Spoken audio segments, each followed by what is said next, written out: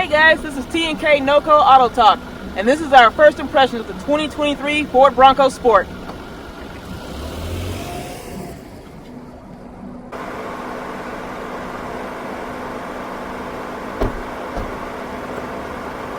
Alright Jay, what have we got today?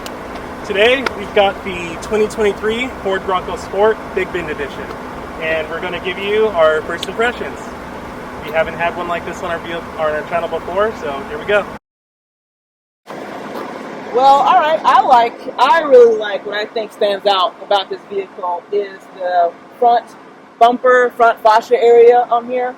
I do like the Bronco lettering, of course, very nice and classy, and that it has the white in the background to make it stand out and pop. Yeah, it just stands out. Yeah, it just gives you this really cool, like, here I am, you know, it just screams in your face kind of thing. Yeah. One thing that I like about it are the horizontal LEDs, daytime running lights. I like the way that they just run right into the Bronco script that you just pointed out. And then this one also has the active grille shutters for better fuel economy, which I think is great. Something you really only see on higher end vehicles. Yep, that's very true. But yeah, it looks really good. And then if we're looking more towards the hood area of the vehicle, you know, there's not a lot going on up here, but they did do some decals up here, some sporty decals. I will say more like racing stripes, just to give it a little bit of an aggressive appeal. Just a little bit of flair, but nothing too crazy. So what else do you think? Do you think we should pop this hood and see what's under here? I do. I think we should pop it. Let's pop it.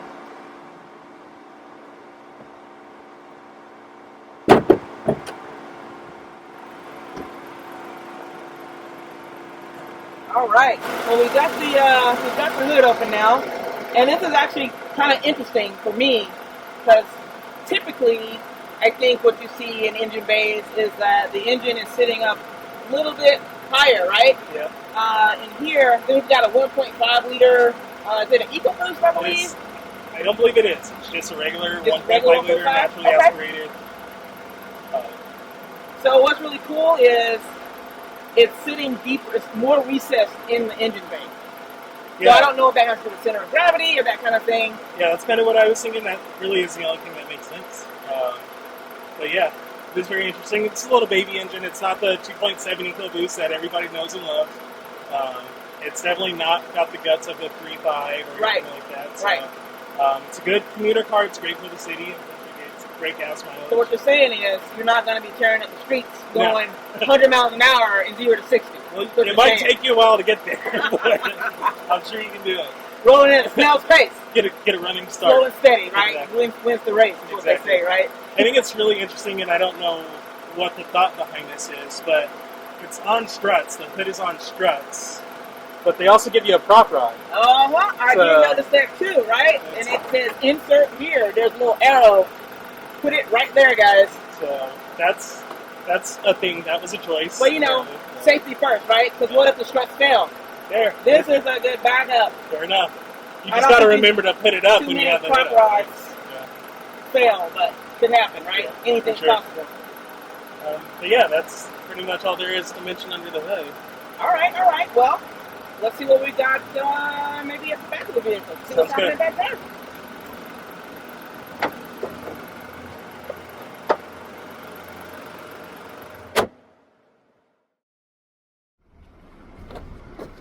All right, so now we're at the back of the vehicle.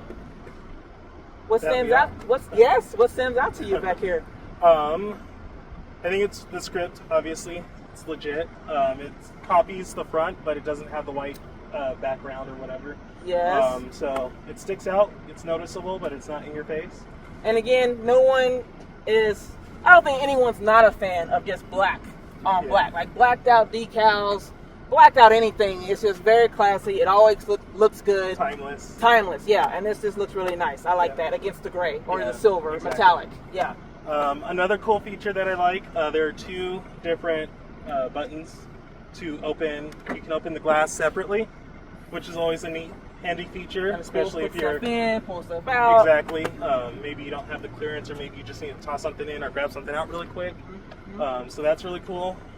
And then on the other side is how you open the manual lift gate. And now you're inside. Now we're in the trunk. This is really, really, really neat. So I did notice they have a couple of LED lights here that you can move back and forth. I'm pretty sure at night these are probably pretty bright. Maybe, you know, you're loading stuff in. Maybe you're out camping or something and you need to see what's going on back here. Give yourself a little extra light. So that's kind of cool. Something a little innovative there. Yeah. It's kind of weird though that they don't just turn on when you open the lift gate. I did notice that. You have to reach inside and press the power button. Press the button and now they're on. And now they're on. I did notice that. So again, another choice that Ford made. Don't talk about Ford and their choices. Leave them alone. So, you know, standard stuff we have back here. Looks like we've got a spare tire in the back. Not a full size. Yep, not a full size, so just your donut, basically. So that just slides out. It is an adjustable level, so you can change it. Yes. So right now it's on its lowest setting. There's another level, it maybe adds like another inch or so. Whatever. Maybe like a little extra storage space. You can put something on the bottom and have some stuff sitting at the top. Yeah. Obviously, you know, the seats here do fold down, so then you'd have more real estate for storage, or if you have a large animal like a large dog, room for them to lay down, right? So that's always really cool. It is a 20/80 split in the back, so if you have, 4 people, it might get a little uncomfortable, but... Pop these seats down. Well, that looks like I love that. Obviously, you want to make sure that the other seat's up all the way, you know, to make room for that to go down, but you get the idea. But yeah, that's pretty much it on the Ford Bronco Sport. Also, another really cool detail that I found that I like on the tailgate is the badge back here. Very subtle. I wouldn't necessarily say that it's blacked out, but more of a metal design, I guess. But it's the Bronco, and it says Bronco on the back, and it has the American flag stamped in there. So I think that's a really nice touch. That's a cool little piece of attention to detail. Yeah, little cool piece of history right there, I guess. Yep. All right. What should we do now, T? So now I think we should probably pop in on the inside, see what's going on in the interior, and then maybe take it for a little road test. I like that. I like that too. That is my favorite part, so this is going to be super fun, or maybe not, since it is only a 1.5 liter EcoBoost. It is an EcoBoost. By the way, Kay, It is an EcoBoost, so I was right. Just want to let you know. Thanks for letting everybody know. Yeah, you're welcome.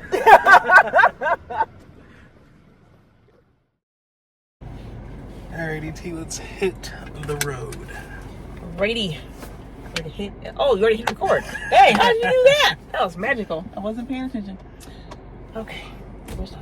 All right, so let's get this guy out for a little road test and see how it drives. But I will say, I did notice the back seats sitting up here in the front. I'm 5'6". I used to be 5'7". Now I'm 5'6".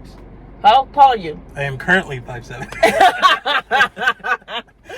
So, looking back here though, there's literally no legroom, guys. Yeah, I don't know what that's about. It's for kids or small adults. Yeah, I don't really see a lot of full-sized adults fitting. There is plenty of headroom. Headroom, though. Headroom, there's in spades. Plenty of legroom for the front, but not so much for somebody sitting in the back. Your knees will be up to your chest, so that is actually something to consider. Yeah, something to consider for sure. But yeah, let's get this guy out and see what it feels like. And we're just gonna take a little cruise here in northern Colorado. So sorry y'all won't get to see everything that we see. At some point we'll have, multiple camera views, so that way you guys can be on the drive with us. But right now you just have to look at our faces, so sorry. But we'll see what's out here. At least you can see what's in the rear view. Right now it's a bunch of trees, so that's always nice, right? Yep. I will say, I know we just started, but initial thoughts are, it feels pretty solid in here. The doors have a nice solid sounding thunk when they close. Haven't heard a lot of squeaks or rattles or anything like that, so that's good. The material qualities, though, leave a lot to be desired. For me, I know people would say that it is probably cheap looking, whatever. But for me, as someone who is a pet owner, I would have to say that I like the simplicity because it's easy to clean. It's not going to be hard to clean the surfaces in here. I don't know exactly what the material is. Obviously, it's some sort of composite plastic. But the seats obviously are cloth. So that would be another kind of like downside for me, because that would be hard to, get dog hair and stuff out of. But otherwise, I mean, it is a simple interior. It's nothing crazy, nothing fancy. So the Sport falls at the bottom of the totem pole, correct, as far as the lineup goes? I do believe so. We might have to double check on that, but I do think it is kind of like your entry-level Bronco, especially for anyone who's never had a Bronco. Yeah. I did have a full-size Bronco. I had an 87 Bronco. A real Bronco. A real Bronco, yes. So this would be, I guess you want to consider like an entry-level. Yeah, looking at the window sticker earlier, it started new. It was about $33,000, so pretty inexpensive. Yep. Which is great if you're, want to stick to a tight budget, or not even a tight budget really, but if you have the budget in mind and you don't want to blow that budget, but you want something that looks good and stylish. And yeah, because it does look good and stylish. Yeah. I mean, I think it looks really nice. It's a smaller size SUV. If you don't want an Explorer, if you don't want an Edge. You want something that looks a little bit more aggressive, then I think this would kind of fit in that smaller Bronco, smaller SUV kind of class, basically. Yeah, and then you can always do later on the things that you want, get the bigger tires and throw on a lift and do all those things. To get started, it's not a bad way to start. No, not at all. So. Also, I will say, since we're still kind of going with our first impressions on this vehicle, now that we're kind of out on the road, we're driving, I want to say, we're doing between 20 and 35 miles an hour, because we can do 50 out here, but traffic is moving kind of slow right now today. But I will say the road noise is next to none, which is really, really cool. So you can have conversations in here, you can have your music playing, and you don't really hear a lot of the vehicles passing by you and everything like that. So everything seems to be sealed up tight. There's next to no wind noise at all. We're going a little faster now. We're about 40, 45. Like no wind noise. You do hear a little bit of the tire noise, but that's to be expected. That's with any vehicle. It's like I said, it's not a bad vehicle for the price. I know this thing, I think, has some different driving modes in here. Yeah, it's got a little dial right here. Oh, there it is. They call it GOAT mode. Oh, yes. There we go. So yeah, you can just adjust that according to the conditions. My guess is it just adjusts like throttle response and things. It's not going to adjust your suspension or anything like that, but maybe your steering. So let's switch up the driving a little bit here. So we got drive mode, we've got normal mode, which is what I'm in right now. Let's see. We've got eco mode, of course. We've got a sport mode. We've got a slippery mode for wintry conditions. And we've got a sand mode, obviously, kind of out there on the dirt roads doing some off-roading, or if you want to go 4x4 or something like that. So let's get in sport mode and let's see what happens. So we're in sport mode now. There is an S on top of my odometer in my digital dash here that I can see. So see if it has a different response. Check out that Rubicon. They're doing it right. Oh, yeah. Doors nice. Off and everything. Yep. And this does not have a moonroof in here. No sunroof in here. Yeah, something to consider if you're looking for a Wrangler competitor. With this particular version of the Bronco, none of the panels come off. So you're kind of stuck with what you got. You're closed, you're locked in. So, think about, again, your Ford Edges, your Ford Explorers, your Jeep Cherokees, you're kind of just locked in the vehicle. You don't really get to bring too much of the outside inside. But remember, you can open the rear glass separate from the rest of the liftgate. So you have that working for you. I don't recommend driving it like that, though. Don't drive it like that.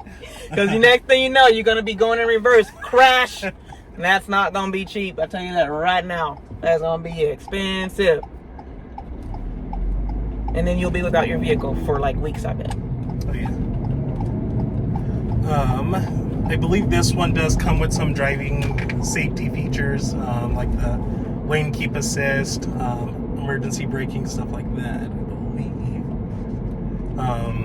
Hopefully we won't get to test any of that out today. Oh, man, I'm looking forward to doing that. We've got, of course, the auto start stop, so help you with your fuel economy. I myself personally am not a big fan of that feature.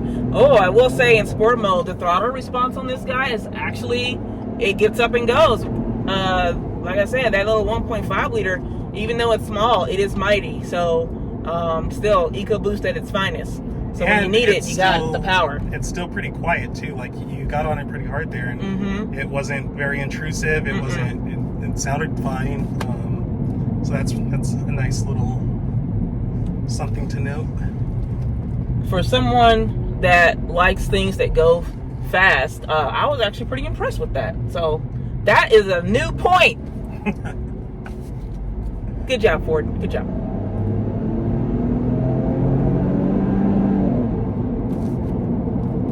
Not too shabby. So I actually want to try this just for comparison, right? Because I didn't get to do this in normal driving mode. We'll see if it's the same or if it's if it is different. Because it could be tricking me because I didn't try it in normal first. So we'll find out here.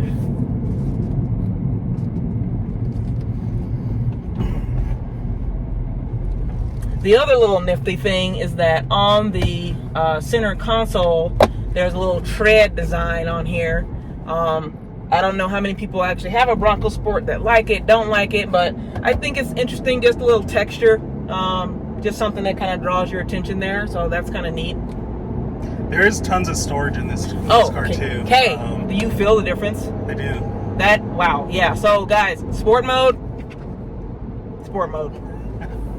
But you might be using more gas, but I'm just saying, sport mode, for sure. I'm sure it can handle it. Yeah, I mean, it's still peppy in normal, but sport mode that's where it's at, for sure. That's where the beast is unleashed. The Bronco is let loose to run free. Get it, T. Hey, I got it.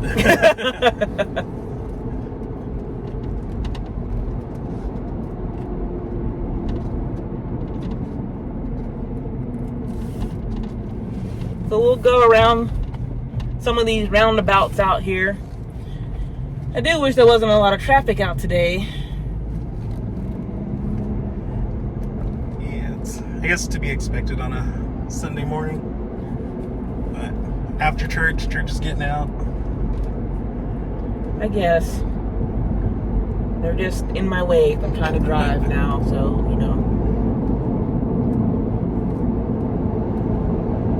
Trying to set the Bronco free. I'm trying to set the Bronco free. And yet I am restricted.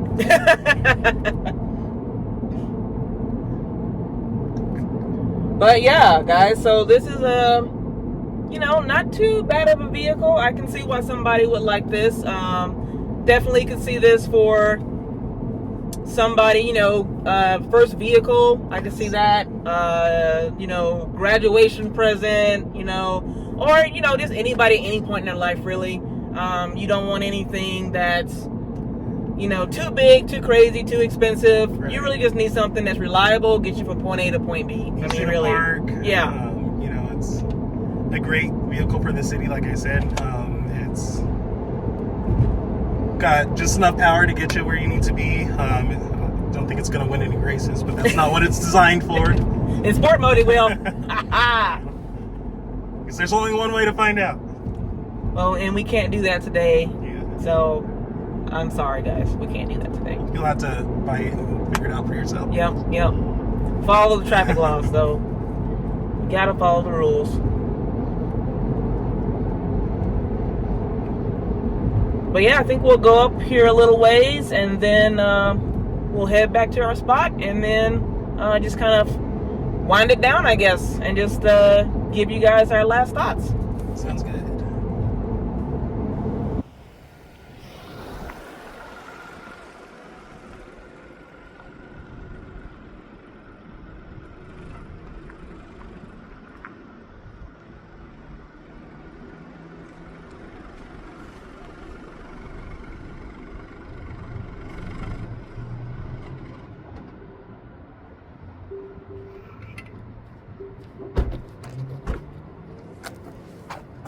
So what are your lasting impressions? I like it. I think if it were me in the market looking for something small but capable, I think this would be a good choice. I think I can picture like a rooftop tent on here. It's got the rails. It's got the nice tires on it. And they're 17s. So they're kind of small, so you don't have to worry about getting the wheels damaged or anything like that. It's not going to climb the side of a mountain, but it's not designed to do that. So I think it's a good choice if you're looking for something small, capable. You live in the city and need to get around. This is a great choice. Yeah, I think this is a great choice for, your everyday driver. Somebody who might want something a little fast, feel a little performance because you have that sport mode, which was my favorite feature of the vehicle that really brought it to life, in my opinion. But yeah, I think this is a great daily driver. I do believe that you can take it off on some light trails, nothing too crazy, obviously. But, for me, it's not something that I personally would put in my garage, but that's just my opinion, right? But I do see the demographic for this vehicle. Well, cool. Good stuff. Let us know what you think. Feel free to leave a comment down below. Don't forget to like and subscribe. Turn on that notification bell, and then we look forward to seeing you guys in the next one. Great work. Good work.